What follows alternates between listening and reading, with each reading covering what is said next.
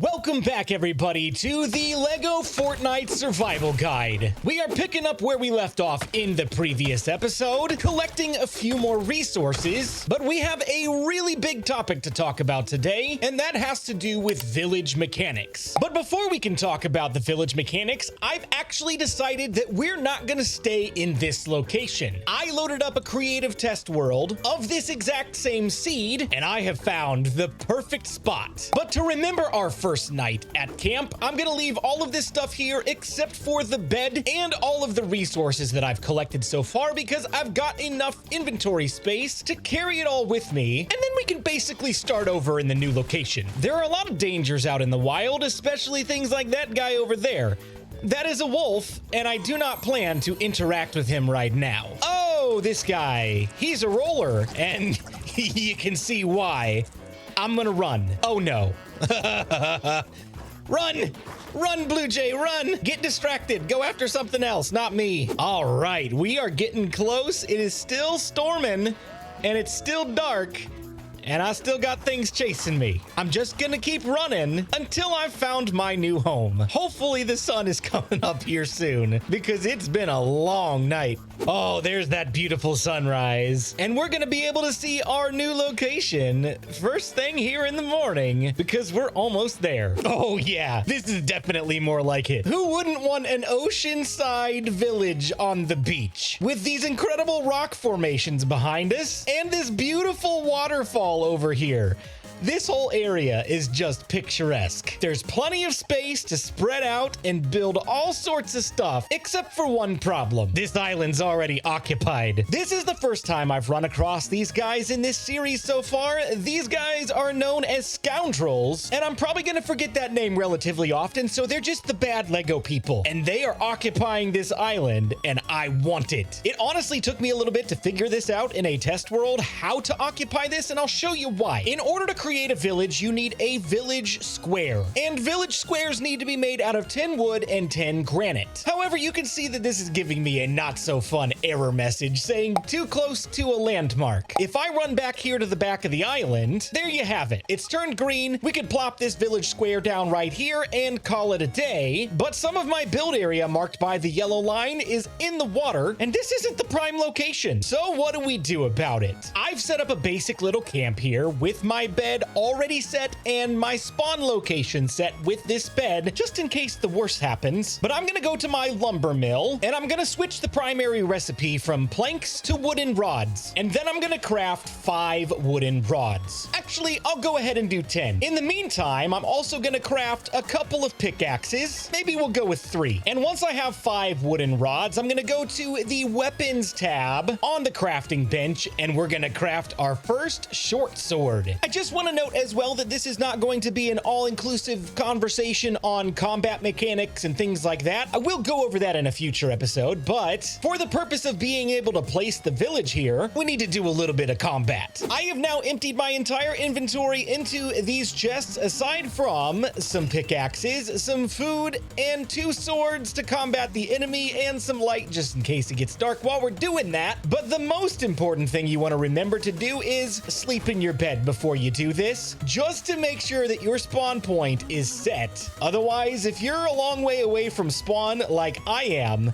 that's not gonna turn out happy for you. So I'm just gonna sneak up here and assess the situation, and then we're gonna go in and try to take out these scoundrels as quickly as possible. This guy seems like a good one to start with. Let's go. Hi there, buddy. Why do you have pancakes on your face? All right, there's one down. Oh, he's shooting at me. Oh no. Can I chop down his house? Come here. Uh-oh.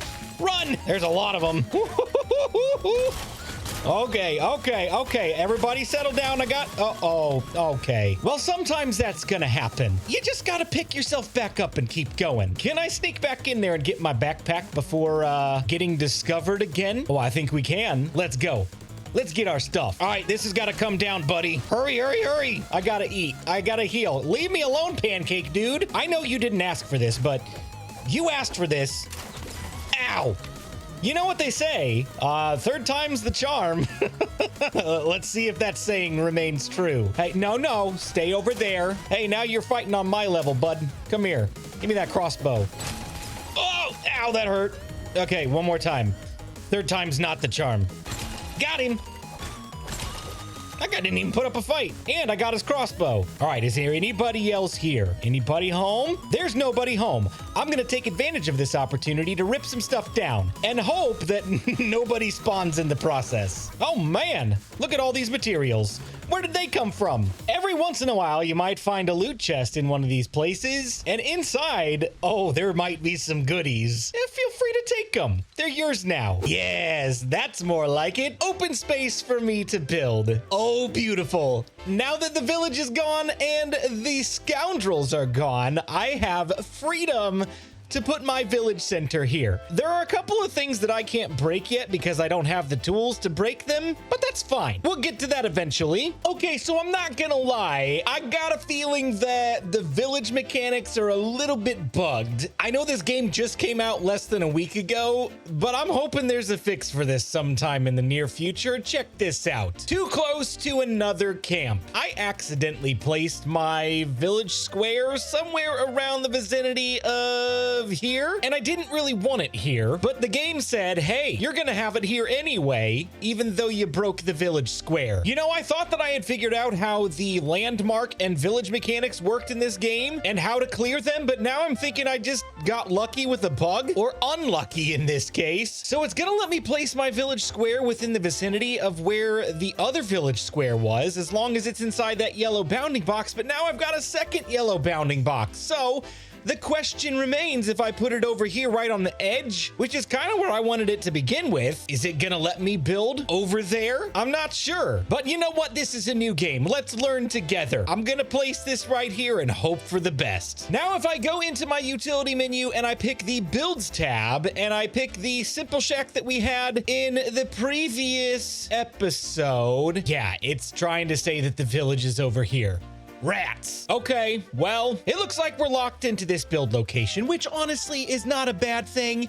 If you look over here, we got some beachfront property on this side, and it's relatively flat for the most part and not too many obstacles to get rid of. That just means we got a lot of space over here to expand and build other things over here, but they won't necessarily be counted as part of that village. I'm currently in a creative copy of the world, and one thing I wanted to show you as well really quick regarding to placing your village square. Unfortunately, because I misclicked and placed mine before I was actually ready to, I didn't get to choose some of the options that I wanted. But when you first place a village square, to establish a village is going to give you this menu where you can select the icon for your village and the color of your banner. It's 100% an aesthetic thing, and it ends up making a difference on the map as well because you'll be able to see your village icon. But unfortunately, that's just not something I'm gonna have in my world. I'm not actually even sure what color it picked for me. Oh well, let's get back to it. I'm gonna take a shot in the dark and try to break this one more time. Yep, the game has pretty much said, nope, that's your village, take it or leave it. So I guess we'll take it. Now that this has been established as a village in the game, even though we haven't really built anything here yet, we're gonna get some visitors. Talk to Blue Squire. You sound like my kind of guy. They're gonna let you know that they've been on an adventure and want to stay at your village for the night, but this is just going to be a temporary arrangement until we take care of a couple of things. If we open up the interface for the village upgrades, you can see that we are allowed to add one villager to this village at level 1. And as we progress through these upgrades, we can upgrade it to add more villagers and some other perks that are going to help us out in the game. I'll go over those in more detail here in just a little bit, but before Blue Squire runs off in the morning, let's invite him to stay at our village. I'm going to provide a campfire for our village guests to stand next to keep warm, and then I'm going to go to the starter shacks and I'm going to build a double shack. I'll keep it relatively close to the campfire for now. And now that I've got that starter shack complete, I'm going to place 2 beds on the inside, and I'm going to assign one to myself. And then when I speak to the villager again, I have the option to say, hey, do you want to live in my village? And if I offer the opportunity, he might just say yes, because I have a bed available for him to sleep in. So now this villager will never go away. He is now part of this village forever. And ever and ever. So at level 1 of a village hub, the 2 perks that you get are friendly visitors and growing village. Friendly visitors allows friendly explorers to visit this village, and growing village allows you to add 1. So we have our 1. How do we get more? Well, we have to upgrade the village. And here at the top, we've got the upgrade village tab. You have material requirements in order to upgrade a village, and you also have a village rating. Right now we're sitting at level 1, but as we upgrade the village and add things to it, you'll start seeing a yellow line progressing from 1 to 2. So I think it's time to get rid of my temporary setup over here and move some of these things over into the village itself, like my crafting bench and lumber mill. So now I've got a starter shack and 2 beds, a crafting bench, and a lumber mill. And if we check on the village square, you can see these gold sparkles around it, which means that you have reached the village rating required for an upgrade. You can see the yellow line is now all the way over to the 2. I have the necessary materials, and so I'm gonna go ahead and get the first upgrade of this series, village level 2. And we have another guest. Hi, Beef Boss, how you doing? So he's gonna offer to stay the night, but watch what happens if we ask him to live in the village. It would sure be nice to stay somewhere new, but your village doesn't meet my needs, and that is because we are not at the level to allow a second villager just yet. That is level 3. So unfortunately, Beef Boss is gonna get to stay the night, but he cannot stay permanently. What we do get with level 2 is foragers for hire. What that means is I can talk to my blue Squire villager here and ask him to talk about jobs. There are 2 options we can choose from. The one we're going to look at right now is help the village. Eventually this list will grow into some more opportunities, but for now we have resource jobs, and the 2 resource jobs we can choose from are to refine wood or to collect nearby resources. This is incredible because now we will have somebody helping us collect resources. That's the one I'm going to choose, and periodically we can check back in with the villager to collect on the things that he has gathered. After a while, you'll see your villager might have a check mark above their icon. So I can go talk to Blue Squire here and ask him, how's your job? Because that's the nice thing to do. And from here, I can see that he has provided me with some wheat, some feathers, and some fertilizer, all of which are going to be really useful in the future. We won't really use them today, but hey, thank you, Blue Squire. As we progress through the game, you're going to notice your utility menu start to grow. We're going to get some more workstations, some more village stuff, some toys that look really fun to play with, but we're not gonna do it right now. I'm looking at you, Boom Barrel. Our builds menu will expand to some more stock builds, but if you eventually want to get past the prefabricated builds that LEGO provides for you, you can go into the building parts tab, and even this menu will grow as you progress throughout the game to provide you more floor options, wall options, stairs, fences, supports, and roofs, to where we can pretty much build anything we can imagine with the parts given to us. And we're also going to see some more furniture and decorations and things like that as we progress through the game. I want to upgrade the village one more time so we can add another villager before this episode is over. So for today, I'm going to build one more prefabricated build, and eventually I'm going to get into building some custom things because as an experienced Minecraft player, we don't really have the luxury of things being built like this for us. But hey, this is LEGO. Let's do this for now. One more great thing about villagers is that they will attempt to protect the village as well, although a little bit unsuccessfully at this point. Come on, there we go. Again, this is not a combat episode, so we're not going to talk too much about how to survive these guys. These are skeletons. They come out at night. But it is good to know that villagers, as a part of a village, take responsibility to protect their home and